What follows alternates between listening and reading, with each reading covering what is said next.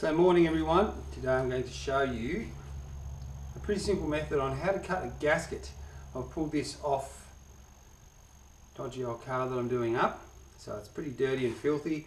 I don't have a new gasket for it, I've got to swap it onto a new engine. So I'm faced with the dilemma of one, I can go to the hardware store or the auto parts place and I can purchase another gasket, or I can cut one myself. So I'm going to cut one myself. I'm going to show you how to do it as well. There's several different ways we could do it. Today I'm going to use one of those methods and we might talk about the other one later. So to do this, you need a nice clean gasket surface, which I've got. I've spent a bit of time cleaning that up. You need a pencil, scissors, or a knife of sorts. And what's called Prussian blue, used to be, back in the day, used to be called bearing blue. They call it Prussian blue these days. Not 100% sure why, but they do. And you need some wad punches. Wad punches are just those punches that have holes in the end, and when you hammer them down they make a hole. So you'll also need gasket paper. Some I prepared earlier. The thickness is up to you. You can get it in various sizes. I'm using 1.5 mil today, so it's a fairly chunky, thick gasket that I'm going to make, and we'll get into it. So let's do the first little bit. Alright, so I've changed the angle of things, so hopefully this is all looking straight down on the edge of the paper. Got the gasket paper laid out on the corner, have my dirty old housing here. It's a sensor housing of sorts, not a thermostat housing. Either way, so I'm going to sit it down on the corner of the paper. Like I mentioned a minute ago, don't sit it out in the middle. You don't want to cut a hole in the middle of a good sheet of gasket paper. It's a bit of a waste. If you're into waste, go right ahead. So I'll get my Prussian blue. Now some people would smear this all over here so you've got a whole blue surface. I'm not going to do that. I'm going to simply smear it around the edge of the hole. It's the big hole I want to see, not the little one. What that's going to do is it's going to give me a guide. So when I whack this down on the paper, I need to make sure that it's down and I don't move it. So while I'm pressing it down now, I'm going to use my pencil and I'm going to trace around the outside edge of my housing as neat as I can,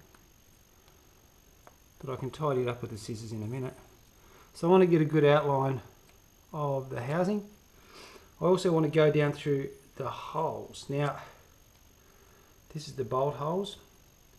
Now I'm not going to, obviously with the shape of the pencil, I'm not going to get the whole hole without difficulty. So as long as I really get a good squiggle as to where the center is. So now I'm just pressing down nice and firm to make sure that I've got an outline. So when I take it off now, you can see I'm left with the outline of the gasket that I want to cut. So that'll be the shape of my gasket.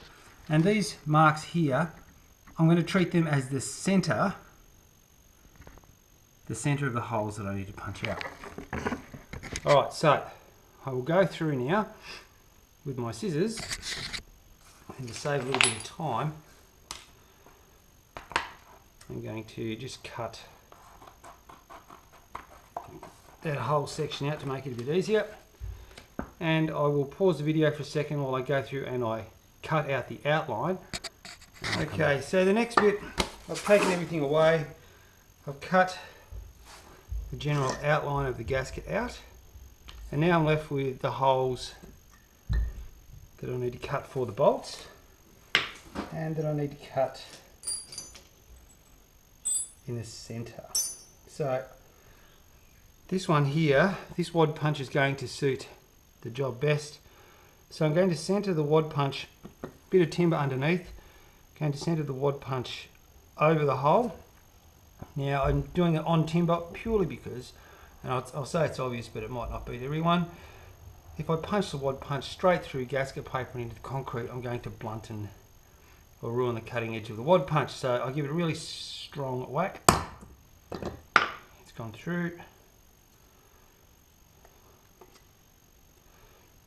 So I've got one good hole punched there. I go through again, take it off. I've now got, once I can get it off the wad punch, 2 good holes cut. So the next bit, you can see I've smeared my line a bit, but I can still see the outline of it.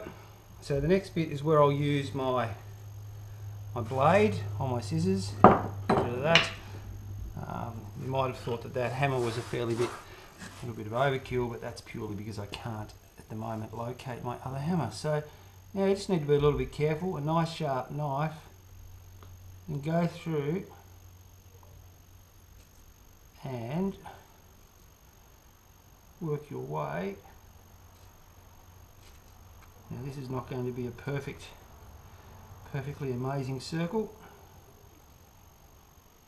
because I'm using a knife, but I could also just cut a hole in the centre like so and put scissors in and cut it that way. So I'll pause this for a second, I'll do the cutting and I will come back. Okay, took a few seconds and I just gently went around it with the knife. I tried the scissors, but this gasket paper is just a bit too thick for scissors. I would have ended up damaging or tearing the gasket. So this is the gasket I've got. Prussian blue won't hurt anything. Bit of sealant over the top and that'll be fine.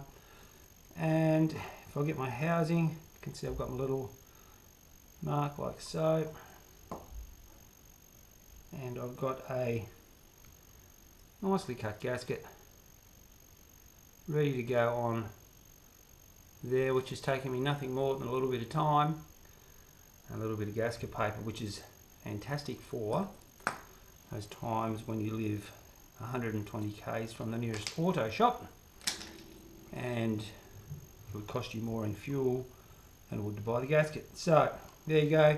If you're really stuck, wouldn't advise it, but you could, if you had some sealant and bits and pieces, you could actually do this with a thick cardboard and whack heaps of sealant on at the same time as a very, very temporary get you out of trouble fix till you can get closer to a service agent. But there you go, you have now seen how to cut a gasket by hand. That's one simple method, marking it out, cutting it out using bearing blue or Prussian blue, a knife, nice clean gasket surface. And that is it. Hope that helps you out.